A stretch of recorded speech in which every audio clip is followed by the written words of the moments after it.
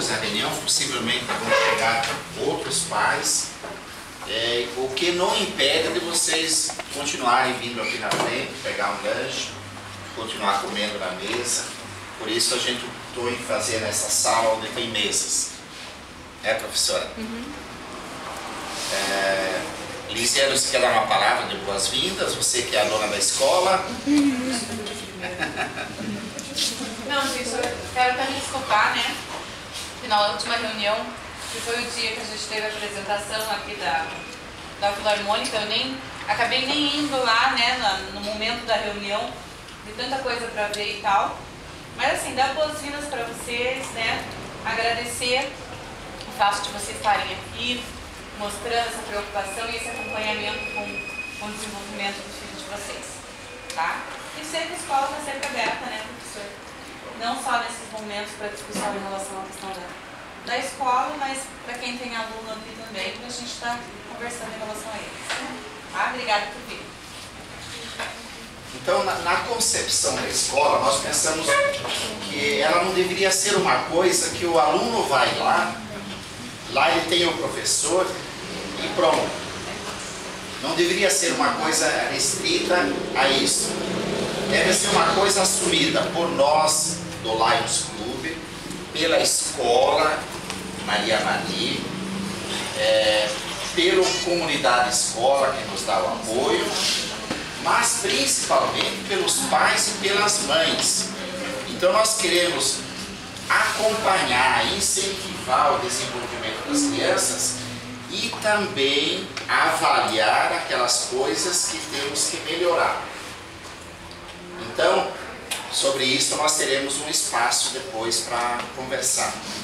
E nós pensamos para cada dia de reunião tirar meia hora sobre um assunto a ser discutido. Então é uma pequena palestra que alguém vem falar para vocês, para nós, e nós podemos fazer perguntas, podemos colocar o nosso entendimento, as nossas questões, a nossa compreensão. E o assunto que escolhemos para hoje é mercado de trabalho. E convidamos o Cascais, João Carlos Cascais, que é engenheiro do setor elétrico, além dele ser o presidente do Lions Club Curitiba Batel, que mantém essa escola. O Cascais foi presidente da Copel. Então eu pedi ao Cascais que, mais do que fazer uma grande palestra sobre mercado de trabalho, ele desse como que o depoimento dele. Como é que ele chegou à presidência da Copel, como é que ele chegou a ser engenheiro, que tipo de dificuldade ele teve. Os pais deles eram muito ricos, é por isso que ele ficou engenheiro. Ele tinha pistolões lá que fizeram ele ser presidente da Copel. Como é que ele chegou a isso? Para que isso motive as crianças, a nós todos como adultos também, a enfrentar as adversidades e vencê-las. Eu acho que é para isso que o Cascais vai falar hoje. Bem, meus amigos, o meu lema, que até eu pedi para botar na logomarca do Lions Club Curitiba Batel, nesta gestão que estou exercendo, é: barreiras são desafios. Porque a minha vida, de uma certa forma, é a história de vencer barreiras. Minha mãe, quando eu nasci, ela ficou 3 dias em trabalho de parto. Eu nasci com 4,5 kg. Quase morreu. Eu acho que tive, por causa disso, algumas lesões. Eu só com 7, 8 anos de idade que eu comecei a sonhar. Eu tinha traumas, fobias e coisas assim, que eu fui vencendo a partir, talvez, de uma viagem de Blumenau a Florianópolis. ou de algumas viagens, que a minha mãe dizia assim: não vomite, aguente mais 1 minuto, mais 5 minutos. E assim foi, de viagem a viagem, até que eu notei que no fim, viajar não era mais problema. Subir um morro de bicicleta. Eu falei, lá na época não tinha quase automóvel, então eu pegava a minha bicicleta, no começo só ia até 10%, depois 15, 20, 30, no fim eu conseguia subir quase em linha reta o pior morro asfaltado que existia em Blumenau. Teve uma vez que eu decidi ir a Itajaí e voltar, fui e voltei numa tarde. E assim foi. Eu estava contando para o professor. Eu casei em 1966. E, obviamente, naquela época, quando a gente casava com a namorada grávida, não era uma coisa muito bem recebida. E voltei com ela para Minas Gerais, levei-a para Itajubá, onde eu estudava, na escola de engenharia, e disse, bem, agora tem que trabalhar. O que eu vou fazer numa cidade onde os melhores lugares para dar aula já estavam ocupados pelo pessoal da cidade? Como naquela época não havia muito rigor, né? Disse para um amigo, olha, para os amigos, posso dar aula de História do Brasil, História Geral. Aí, esse amigo apareceu um tempo depois, Cascais, achei um lugar para você. Em Areia. Mas tem um detalhe, você vai ter que dar aula de francês. Resultado, fiquei 3 anos dando aula de francês. Também se o cara chegasse para mim dizendo, ó, tem que dar aula de chinês ou indiano, eu aceitaria na hora. Por quê? Porque eu aprendi a aceitar desafios. Eu aprendi que trabalhando a gente consegue. Eu aprendi que estudando a gente vence. Eu aprendi que as minhas limitações eram desafios. E assim foi que eu consegui me formar. Sem repetir nenhum ano. Concluí o curso, pesava 58 quilos. Estudava de manhã, trabalhava de tarde, de noite, de dia. Não existia domingo, sábado, feriado, não tinha nada disso. Foi minha esposa também. E nós dois conseguimos chegar ao final do curso com a minha garotinha, né, e viemos para Curitiba. A mudança veio numa Kombi. Aqui começamos. Eu, como engenheiro peão, fui para uma área sofisticada, ensaio, laboratório, cheio de técnicos manhosos, já experientes.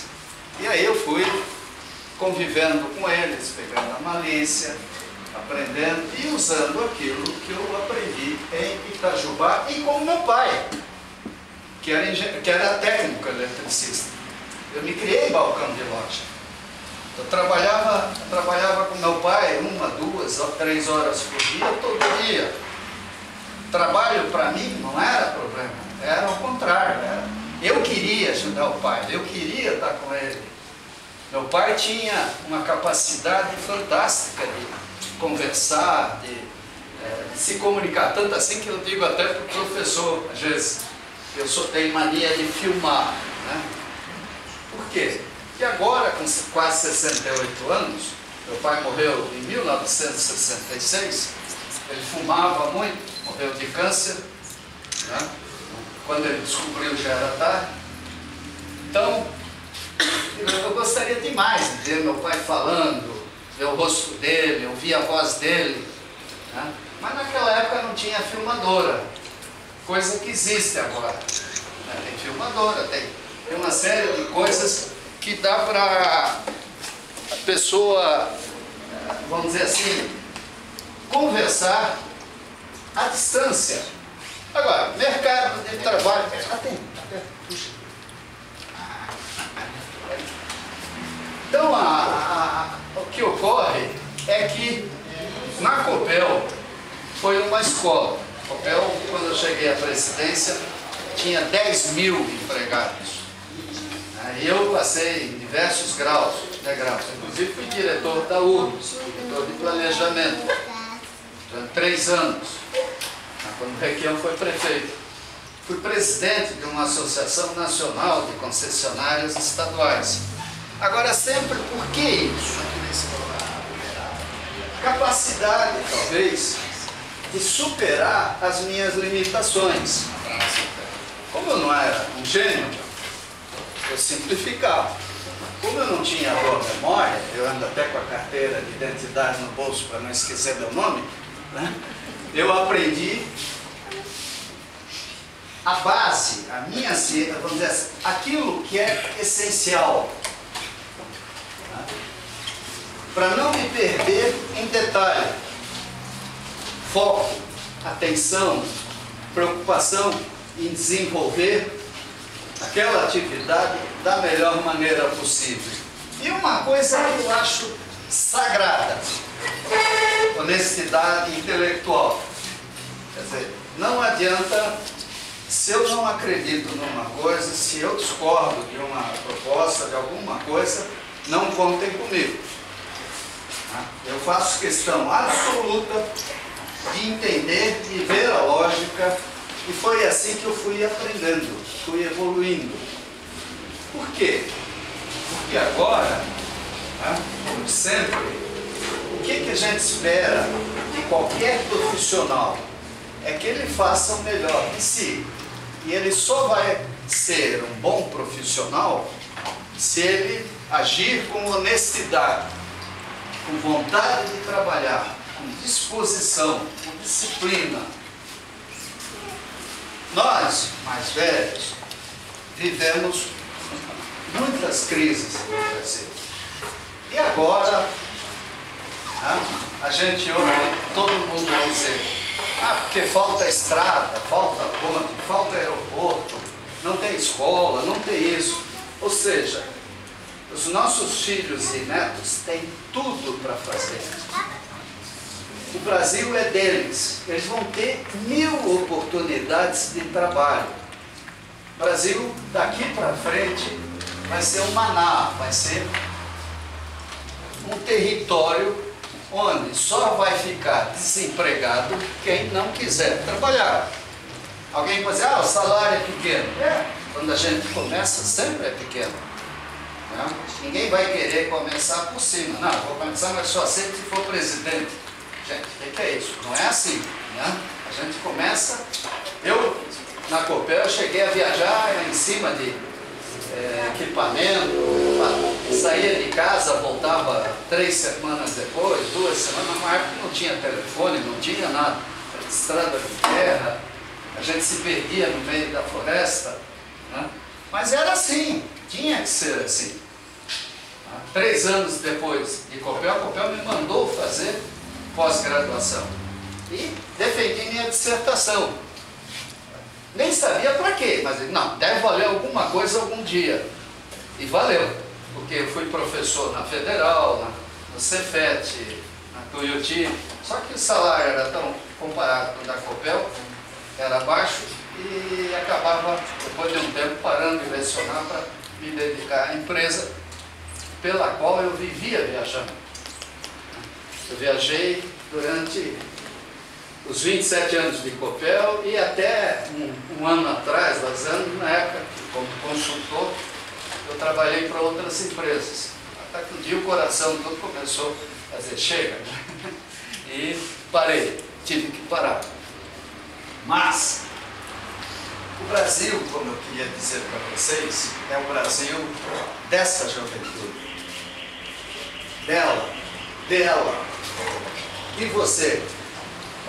E todas as crianças que estão aqui. Vocês estão na hora certa, no lugar certo, para daqui a 20 anos, com muita alegria, dizerem que venceram na vida, que trabalharam, que conquistaram o lugar. Agora, o que me preocupa?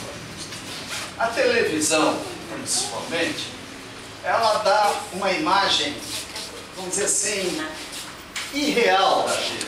Vocês veem um programa de televisão, dá a impressão que todo mundo é rico, é fácil ganhar dinheiro, a vida é fácil. Não é assim. A vida é dura, a vida exige disciplina, a vida exige respeito, exige um comportamento que é função da profissão que o indivíduo escolher. Aí diz, mas eu quero ser o Pelé. Só o Pelé existiu um. Né? Por milagre aparecer outro, né? Tudo bem. Agora, essa mídia em torno de futebol, da vida fácil, coisa assim, ela deseduca. Né? Porque na vida profissional, a gente arrisca a vida, a gente não fica famoso sendo engenheiro, às vezes por melhor que você seja, não vai aparecer em programas dando entrevistas, né? Porque quem gosta de trabalhar está trabalhando, não está aí para fazer propaganda do que faz, né? Então, nós devemos entender que o sucesso é a consciência da gente. O sucesso é a gente ter orgulho daquilo que fez e que é. É muito bom chegar na minha idade, olhar para trás e dizer assim, puxa, o que estava ao meu alcance eu fiz. Até mais. Por quê? Às vezes até brinco com o professor. O pessoal pergunta se eu acredito em Deus. Eu digo, isso não é importante. O importante é que Deus acredite em mim. Porque se Ele acredita em mim, Ele espera muito de mim. Se vocês acham que Deus acredita em vocês, então vocês têm que dar esse retorno, têm que mostrar essa gratidão, têm que respeitar aquele que fez vocês existirem. A família de vocês, os amigos melhores, os professores, aqueles que estão preocupados com as crianças e os pais que são responsáveis por essas crianças, né, que estão aqui conosco, com certeza querem o melhor para elas. Né? Afinal, elas estão frequentando escola de música, estão aqui numa sexta-feira à noite com vocês. Isso é sinal de amor, é sinal de paixão pelos filhos. Né? E não é qualquer pai ou mãe que faz o que vocês estão fazendo. Isso é exemplar, parabéns para vocês. E esse amor tem que ser um amor responsável. Uma das coisas perigosas hoje em dia é que as famílias estão ficando pequenas. Então a mãe e o pai só têm um filho. Aí aquele filho é educado de uma maneira irreal, né? Super protegido, excesso de... ele manda nos pais, né? Aí vocês estão destruindo o filho, estão acabando com a vida dele. Na Copel, quando eu entrevistava um indivíduo, a primeira pergunta que eu fazia é se ele era o filho mais novo. Quando era mais novo, já perdia ponto. E esse aí é cheio de mania, né? Caçulinha, e era difícil errar, porque se você dissesse, ó, fulano, você tem que ir a Campo Largo, ele teria aqui motorista, carro, senão ele não ia. Se ele dissesse, não, pega o ônibus e vai, pô, tinha engenheiro lá que achava que era o fim do mundo. Tá? A vida não é assim. Quem quer vencer na vida tem que lutar. A vida é como se fosse uma grande montanha. Quem quer viver lá embaixo, no vale, vai nascer, crescer, envelhecer, olhando paredes, vendo umas plantinhas. Quem quer ver o mundo um pouco mais, vai escalar a montanha. À medida que ele sobe a montanha, ele vai se machucar, ele vai sentir frio, fome, poderá cair, morrer. Mas só quem chegar lá em cima é que vai ver o máximo que uma pessoa pode enxergar sem sair voando. Né? Então, e é gostoso isso. Né? Não existe, aliás, é gostoso, mas também perigoso. Eu quase perdi minha namorada assim. Lá em Florianópolis, eu gostava de subir morro, mas pelo caminho mais difícil. Né? Então, eu quis subir o Morro da Cruz. Lá, não sei se vocês conhecem. Naquela época dava, agora os traficantes lá não vão deixar. Mas eu fui. Quando eu cheguei lá em cima, que eu olhei para as duas, cabelo desse tamanho, aquela cara assim, olhando para mim. Eu digo, acho que vamos mudar de esporte, senão eu perco a namorada, né? Então, como andar de bicicleta, eu dizia, não, nós vamos no bairro tal, nós vamos a pé, nada de ônibus, coisa assim, vamos andar, vamos ver. Né? Então esses desafios que a gente se põe, né? Há uns 10 anos atrás, ou menos, eu fui pulando de pedra em pedra, de Camboriú até a Praia dos Amores, ali do lado de fora. Né? Gosto disso. Né? Eu gosto dessas coisas. Então, para quê? Para treinar, para aprender a lutar, para não deixar se abater. Nós não podemos nos entregar.